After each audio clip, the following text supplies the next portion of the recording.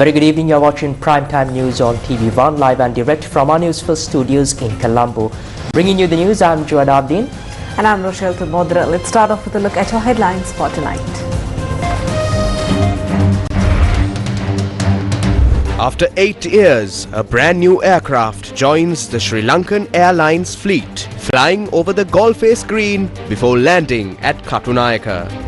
Hadunnethi reveals in Parliament how Sri Lankan Airlines was systematically destroyed. Sri Lankan ගුවන් සේවය රනිල් වික්‍රමසිංහ රාජපක්ෂ ආණ්ඩු දෙකම රුපියලකටවත් ගන්න බැරි තැනට විකුණා. කාබාසිනිය කළා. රනිල් වික්‍රමසිංහ පත්තර ප්‍රධාන විධායක අධ්‍යක්ෂක ඕස්ට්‍රේලියාව හිටියේ. එයා සිකුරාදට වැඩ ඇරිලා එයා බස් එකෙන් තමයි ගෙදර යන්නේ. අපේ මිනිස්සු රජයේ සේවකයා වැඩ ඇරිලා කෝච්චියේ යන්නේ. Supreme Court reinstates trial before a 3-judge bench over the 2015-2016 Treasury bond issue. Misuse of presidential fund, parliamentarian Dayasiri and son summoned to CID.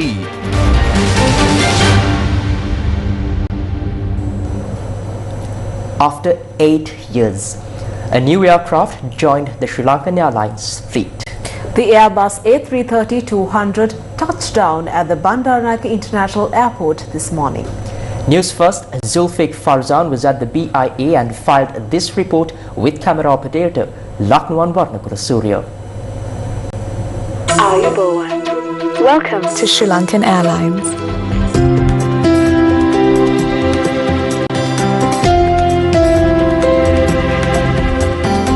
A large number of people gathered not only at the Bandaranaike International Airport in Katunayaka but also along the coastal stretch from Colombo Port City to Moratuwa to witness the arrival of the newest addition to the Sri Lankan Airlines fleet. Before landing at Katunayaka from Charles de Gaulle Airport in France, the aircraft flew low over the sea near the city of Colombo, offering a spectacular view. At approximately 9:30 a.m., the aircraft touched down at the Bandaranaike International Airport. Good morning, Sri Lankan 1202 is out of 3280, descending to Rhino 0. Welcome home and heartfelt congratulations on the newest Airbus 330. Thank you very much, Rafika. Appreciate it. Safe landing, Subhadazar, Captain.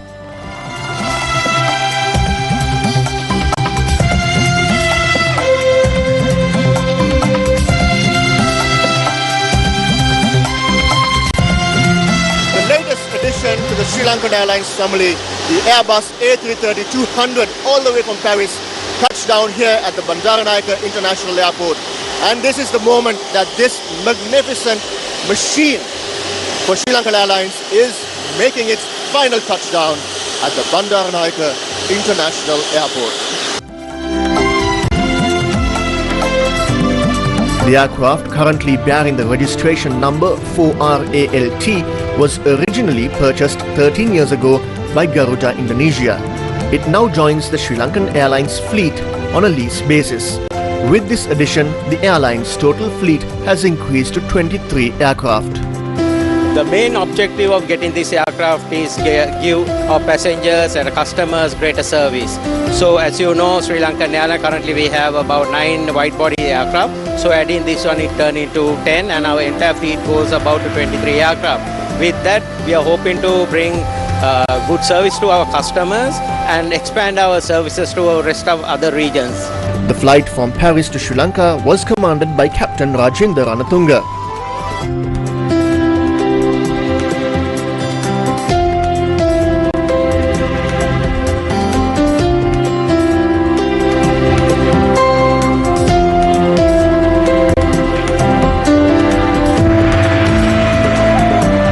Bhagavan Samma Sambuddho Vidyacharana Sampanno Sugato Lokavidu.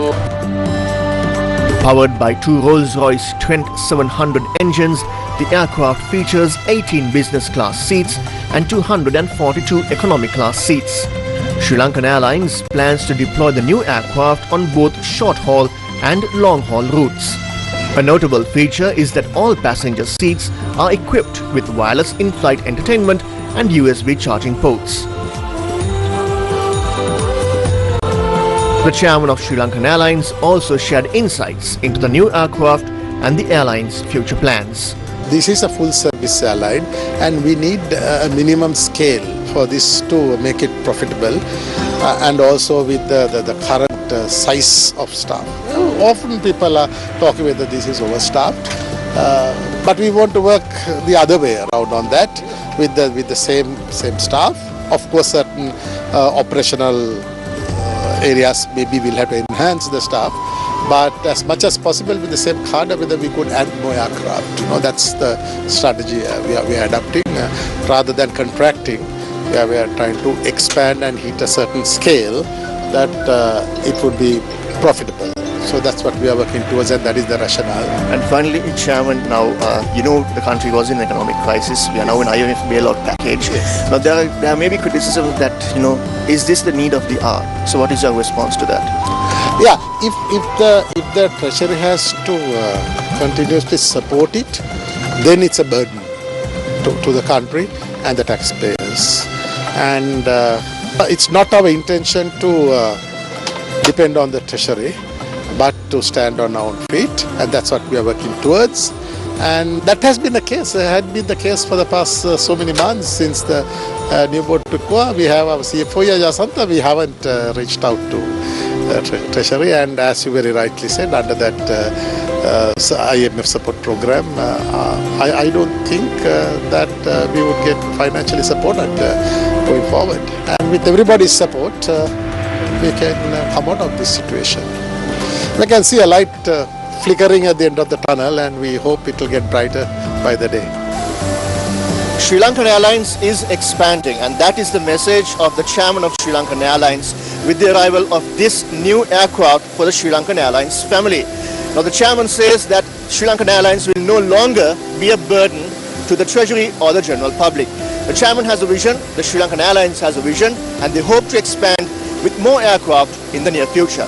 For Newsfirst, this is Zulfikar Farzan from the Bandaranaike International Airport. This is where the world comes home. Thank you for flying Sri Lankan Airlines.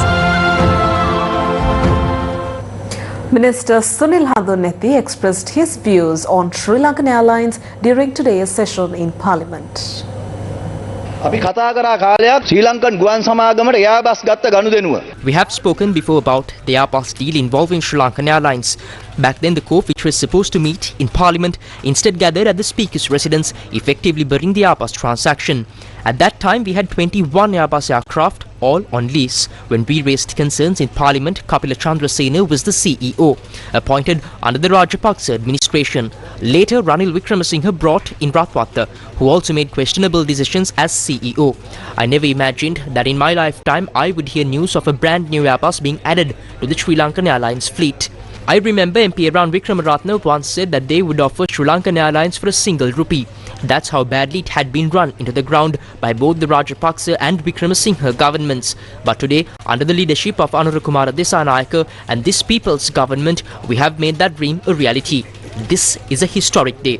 A government that was elected by the very people who were once made to cry now brings them hope. We were given power to bring joy to the people, and today we've done just that.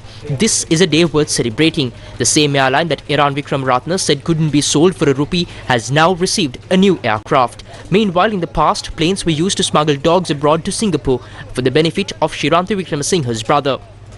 The CEO appointed by Ranil Wickramasinghe lived in Australia and would fly home on an Airbus every Friday, only to return to Colombo on Monday, whether there were passengers or not. That's how Sri Lankan Airlines was driven into losses. And this is just one example. I say let all those responsible be held accountable. Let justice be served. That's what the people gave us power for.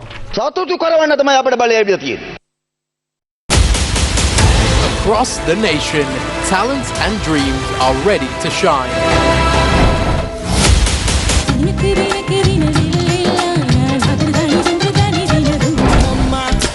Introducing new faces and extraordinary performances from every corner. We proudly present some of the finest rising stars. Daphne Crown, Season 2!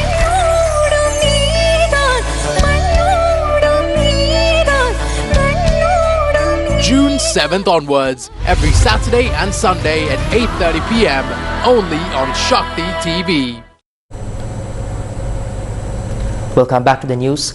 The Supreme Court of Sri Lanka has overturned a previous ruling by the Court of Appeal that nullified the Attorney General's decision to name former Finance Minister Ravi Karunanayake as an accused in a case related to the 2015-2016 central bond transactions. This case, filed under the Public Property Act, was being heard before a three-judge bench of the Colombo High Court trial at bar. The Supreme Court delivered its ruling yesterday in response to a special appeal filed by the Attorney General. The judgment was delivered by Justice Mahinda Samarathana of the Supreme Court with the concurrence of Justices Esture Raja and Janak De Silva.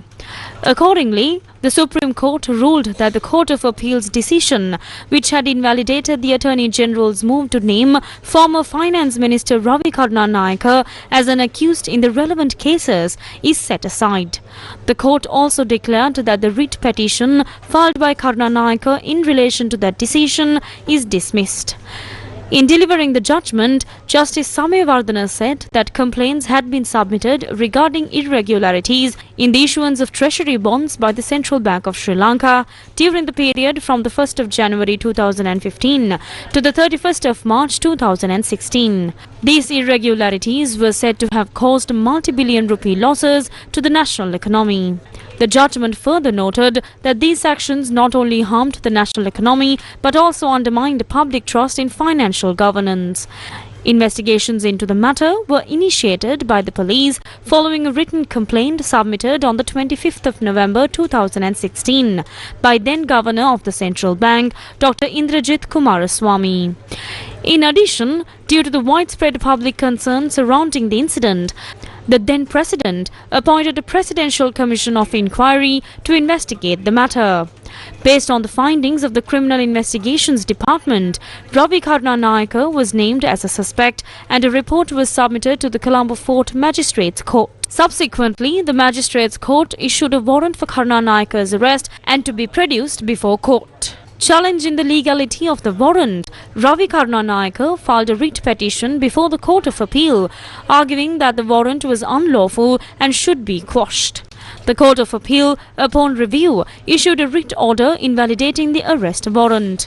Following this, the Attorney General proceeded to file indictments before a three-judge bench of the Colombo High Court trial at bar, naming Ravi Karunanayake and several others as accused in the bond case. In response, Karunanayake once again filed a writ petition before the Court of Appeal, arguing that the Attorney General's decision to name him as an accused was unlawful and should be nullified. On the 28th of February 2023, the Court of Appeal delivered its ruling on the petition, issuing a writ order invalidating the Attorney General's decision to name Karunanayake as an accused in the case. The Attorney General then filed a special leave to appeal with the Supreme Court, challenging the Court of Appeal's ruling. After extensive deliberation, the three-judge bench of the Supreme Court ruled that the Court of Appeal's decision dated 28th of February 2023, which invalidated the Attorney General's action, is set aside with costs. The court also declared that the writ petition filed by Karunanayake is dismissed. Former Minister Dayas Wijayasekara and his son appeared before the Criminal Investigation Department following a summons issued by the department. Sri Lanka police said that the former minister was summoned to provide a statement in connection with ongoing investigations into the alleged misuse of the President's fund.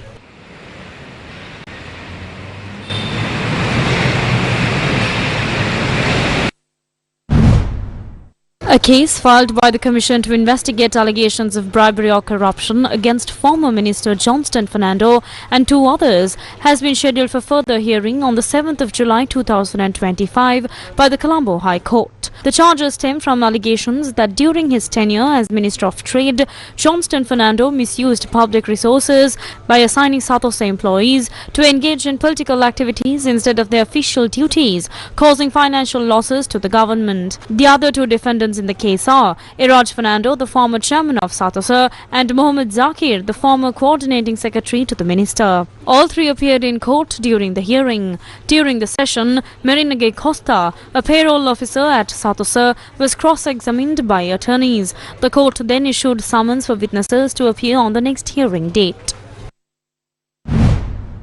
Tusitha Hallulua, former executive director of the National Lotteries Board, was remanded until the 6th of June following his appearance before the 4th Magistrates Court. He was arrested on the 30th of May in connection with an ongoing investigation into the alleged misuse of property belonging to the National Lotteries Board. The items in question include a laptop and a mobile phone valued at over 478,000 rupees, which were reportedly used improperly and unlawfully. Tusitha Hallulua served as director of the National Lotteries Board from 2017 to 2019.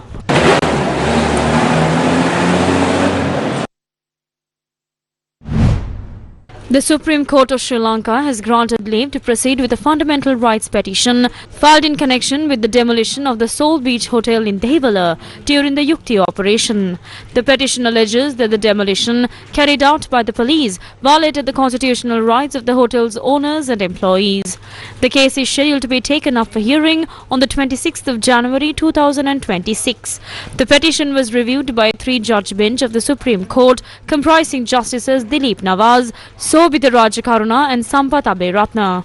Among the respondents named in the petition are IGP Deshabandhu Tennakon, who was sent on compulsory leave. Several regulations under the Anti-Corruption Act No. 9 of 2023 were approved in Parliament today. These regulations, which relate to the declaration of assets and liabilities, were issued through an extraordinary Gazette notification published on the 20th May. They are in accordance with the provisions of the Act, which aims to strengthen transparency and accountability in public service. Here's a segment from the debate that took place in Parliament regarding these new regulations. We are merely custodians of public funds, but those who used public money to support their families and grow their personal wealth, this honorable judicial system has already sent a message to them. Be careful how you use public resources. Saying I just did my job or I followed orders won't cut it anymore. Some MPs now suggest that if the opposition fails, they'll just switch sides. But how many people can secretly grab land worth hundreds of thousands or millions? Ordinary people can't do that. They don't have ships hidden under their beds. So let's not pretend people will forget. We need to keep talking about this. If someone cheated me, they won't get away with it. We're the government that came to fulfill the promises made to the people.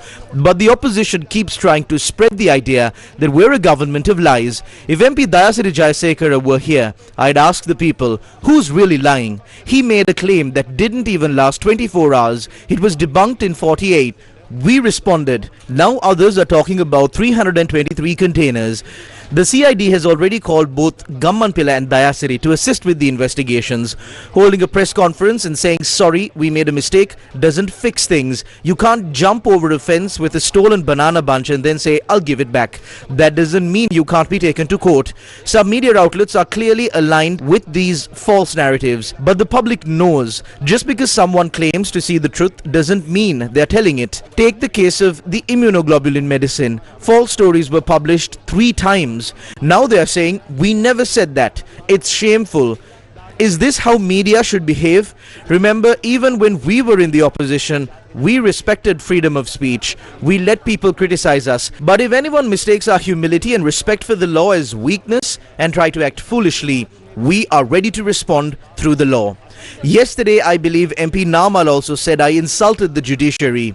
Speaker, I've spent 25 years in the legal system. I've raised my family with the money I earned from that profession, not from stolen gems or shady deals.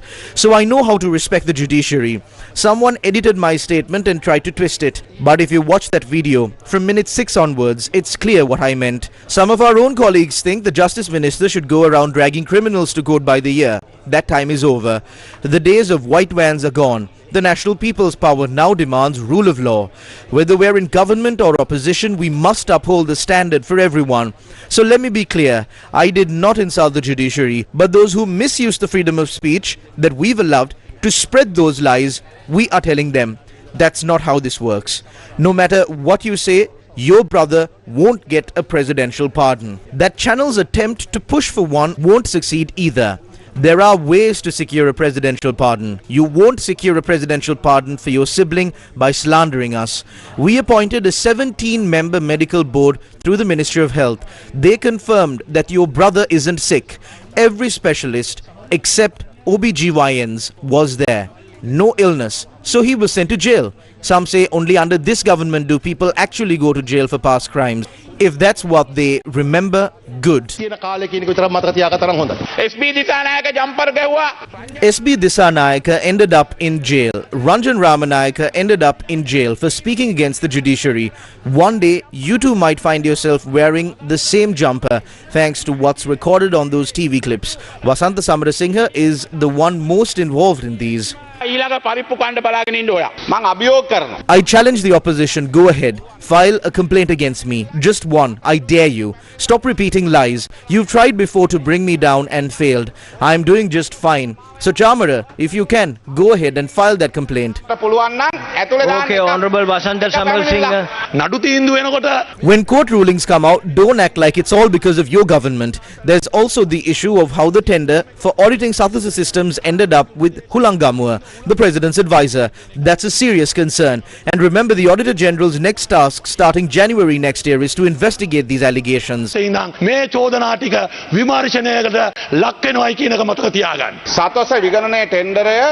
say the Sirasa audit tender was given to a company linked to Duminda Hulangamua, the president's advisor.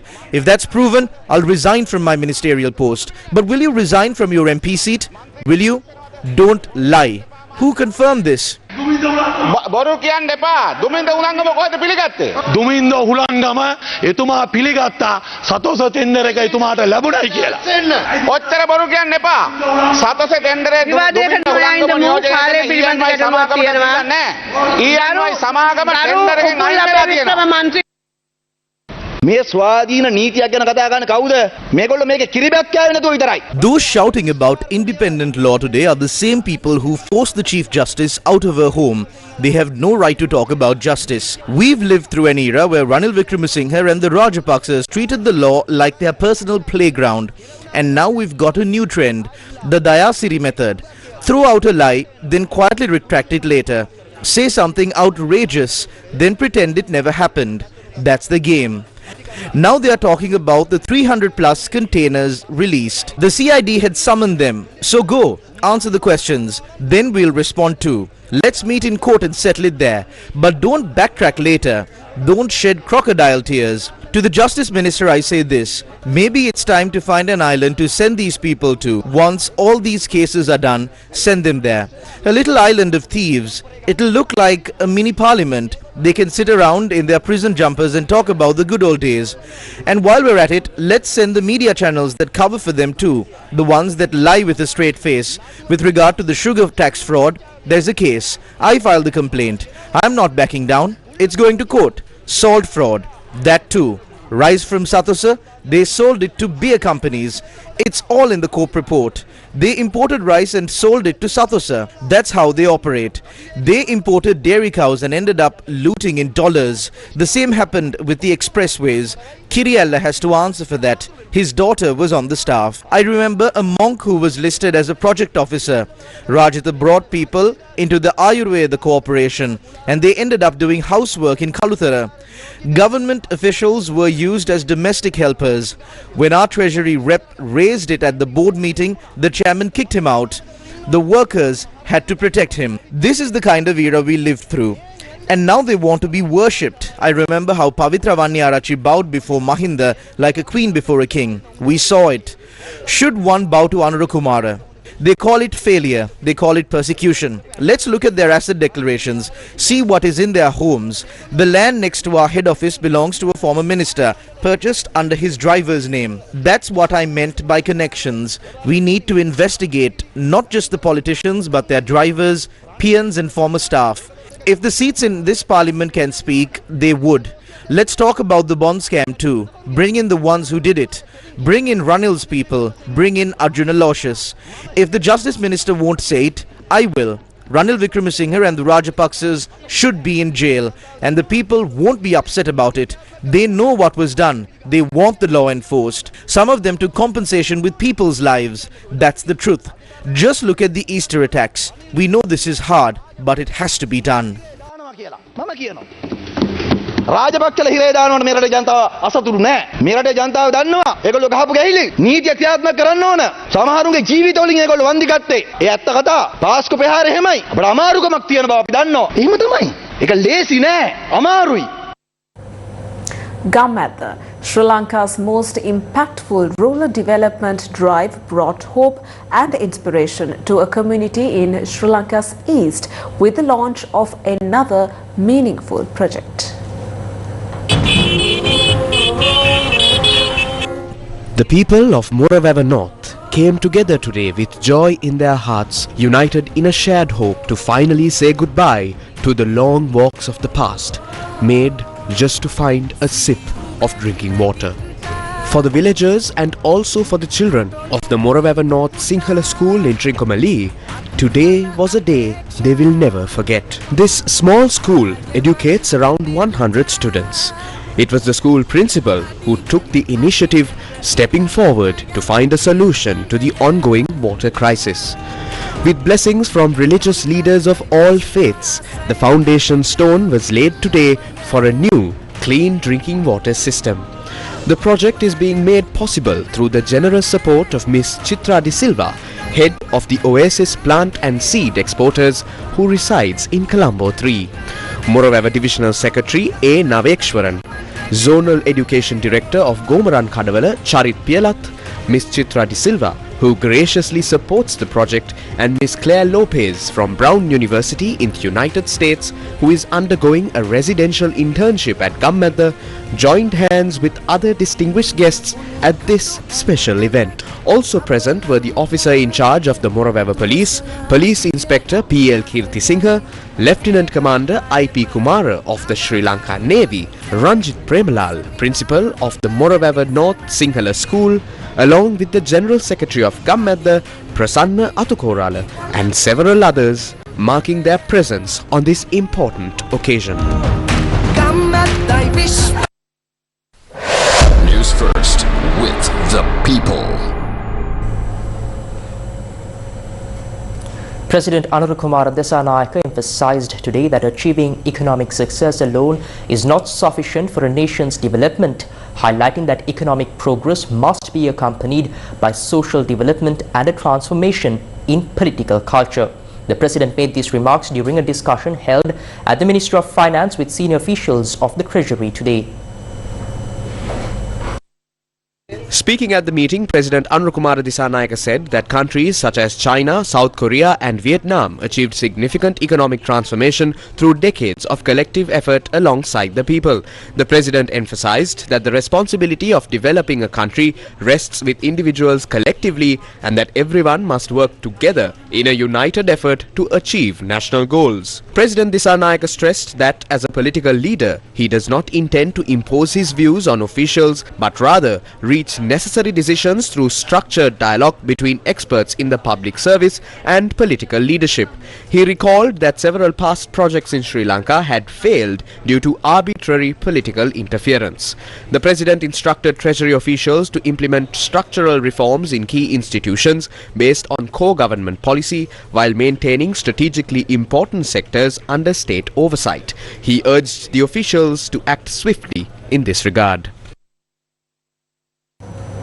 Deputy Prime Minister of Australia Richard Marles held discussions with heads of security forces and economic specialists. The discussions took place at the Lakshman Khadiragam Institute in Colombo. The discussions between Deputy Prime Minister of Australia Richard Marles and the delegation centred on key topics such as national security, foreign investments, international relations and maintaining economic stability. The discussions further addressed the issue of individuals attempting to migrate illegally to Australia by boat from Sri Lanka. What I said earlier about an empowered and enabled Sri Lanka is in Australia's national interest. The end of the civil war in Sri Lanka, the progress that has been made since, and the way in which Sri Lanka has dealt with the economic crisis, the stabilisation of that, and the movement forward. We come to this from the point of view of wanting to support Sri Lanka here and now in meeting its challenges, in moving forward, We watch the Sri Lankan government wanting to bring the country together. That's profoundly important. And that's how we fundamentally see our relationship with Sri Lanka moving forward. And you will get differing voices, of course, within Australia around all of those issues. But from the government's point of view, we just want to see Sri Lanka succeed. We want to enable Sri Lanka in what it does, and we want to make the relationship closer. And so that's ultimately where we come to in terms of our position. The event was attended by the heads of the diplomatic missions, heads of defence sector, heads of think tanks, leading media personnel and civil society activists. The 70 years after Bandung gathering brought together leaders and thinkers to discuss pressuring issues facing the global south. Over the past 2 days, the BMICH in Colombo came alive. It was a setting for the 70 years after Bandung conference organized by IDEAS, BCIS and Yukti, a global gathering of thinkers reflecting on the journey towards self-determination and a more just future. Professor C.P. Chandrasekhar of IDEAS offered the original Bandung spirit and the post-war capitalism and the rise of decolonization. Is what was the nature of the Bandung spirit? What exactly did it reflect? Now, the Bandung moment was actually, looking back, a very interesting one. It was an interesting one because it was a point of time in the history of capitalism where there was a hegemon who had complete control over global capitalism. Japan and Germany had been defeated very badly in the war. You had a country which, having come out of the war and escaped the Great Depression partly because of the war, had decided to adopt Keynesian policies, and therefore we entered what's called the golden age in American capitalism, where you had a capitalism which had low unemployment, relatively low rates of inflation and high growth, which was unprecedented in the history of what is known to be and still is a crisis-prone system. And it was also a moment in which, if we look at it, there was a sort of new confidence as far as global or imperialism was concerned. It was in that context, as it were, because of the wave of decolonization which had occurred, partly because of the weakening of the earlier imperial powers. The conference served space for conversation with the participants exploring historical lessons facing the global south. The insights shared here are hoped to pave the way for stronger South-to-South solidarity and collective action for an equitable future.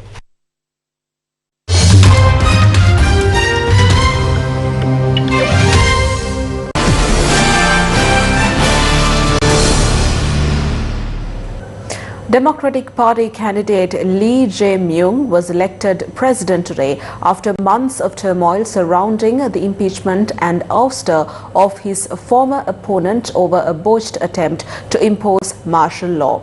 Lee's win was a remarkable comeback after having lost to former President Yoon Suk-yeol by a razor-thin margin of less than 1 percentage point in the previous election in 2022.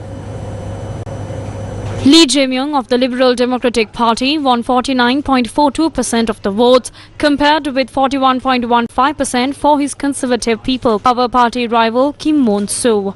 Lee garnered 17.3 million votes, beating Kim by 2.9 million votes and capturing the highest number of votes in a presidential election, surpassing Yoon's 16.39 million votes in the 2022 election.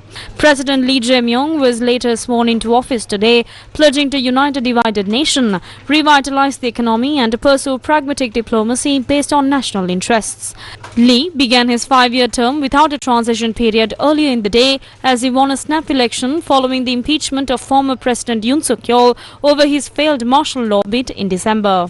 우리를 갈라놓은 혐오와 대결 위에 공존과 화해, 연대의 다리를 놓고 꿈과 희망이 넘치는 국민 행복 시대를 활짝 열어젖힐 시간입니다.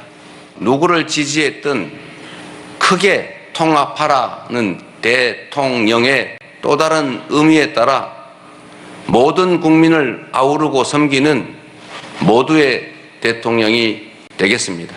눈 깜빡할 사이에 페이지가 넘어가는 인공지능 무한 경쟁 시대가 열렸습니다. 기후위기가 인류를 위협하고 산업 대전환을 압박하고 있습니다. 보호주의 확대와 공급망 재편 등 급격한 국제 질서 변화는 우리의 생존 자체를 위협합니다. 이제 출범하는 민주당 정권 이재명 정부는 정의로운 통합정부, 유연한 실용정부가 될 것입니다.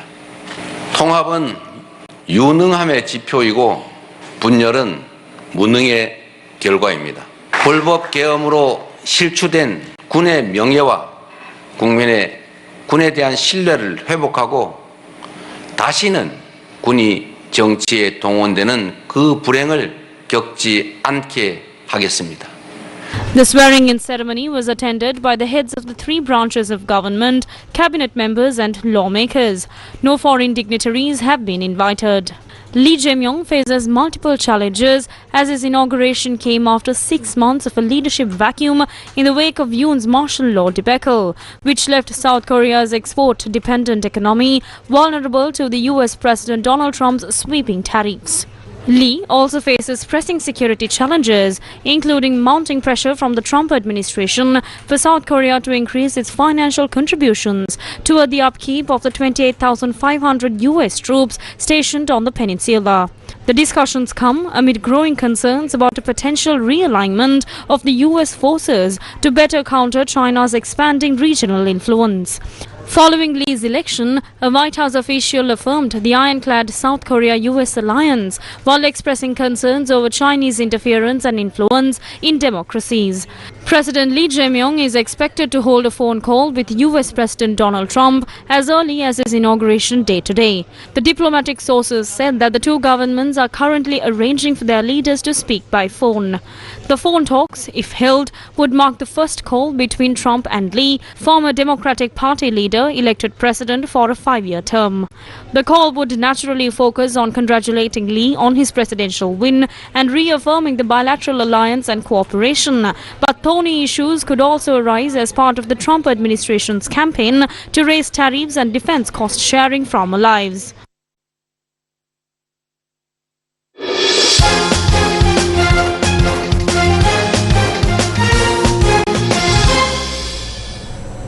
Royal Challengers Bengaluru clinched their maiden IPL trophy after 18 years. They faced off against Punjab Kings at this year's IPL finals. Royal Challengers Bengaluru sealed their maiden Indian Premier League title with a 6-run win over Punjab Kings. Virat Kohli opened the batting alongside England's Phil Salt, and Kohli's crucial knock from 35 deliveries took RCB to 143 before he was the fourth wicket to fall, caught and bowled by Afghanistan's Azmatullah Omarzai. Phil Salt struck 16 from 9 balls before being caught by Shreyas Iyer of Kyle Jamieson, while England all-rounder Liam Livingstone hit 25 as the side's numbers 3 to 6 all posted scores in the mid-20s. Having accumulated steadily, Andy Flower's team failed to accelerate in the final over, with Arshdeep Singh taking 3 wickets in his last 6 balls to ensure RCB did not pass the 200 mark. The Punjab Kings found themselves 98 for the loss of 4 wickets in the 13th over of their reply, losing captain and star batter Shreyas Iyer for just 1, caught by Jitesh Sharma of Romario Shepherd. Nehal Vadera and Shashank Singh began to rebuild, but their side's challenge effectively ended when Vadera and the big-hitting Marcus Stoinis were both caught in the space of 3 Bhuvaneshwar Kumar deliveries. Needing 29 from Joss Hazlewood's final over, Shashank hammered 22 from the last 4 balls of the innings, bringing his side tantalizingly close to their target with an unbeaten 61. However, his efforts were ultimately in vain, and after 18 seasons and 3 previous final defeats, Kohli and RCB could finally celebrate a successful IPL campaign. Coming to this team, having won with previous franchises, And that's a wrap of your news for tonight. Thank you for joining us. Good night.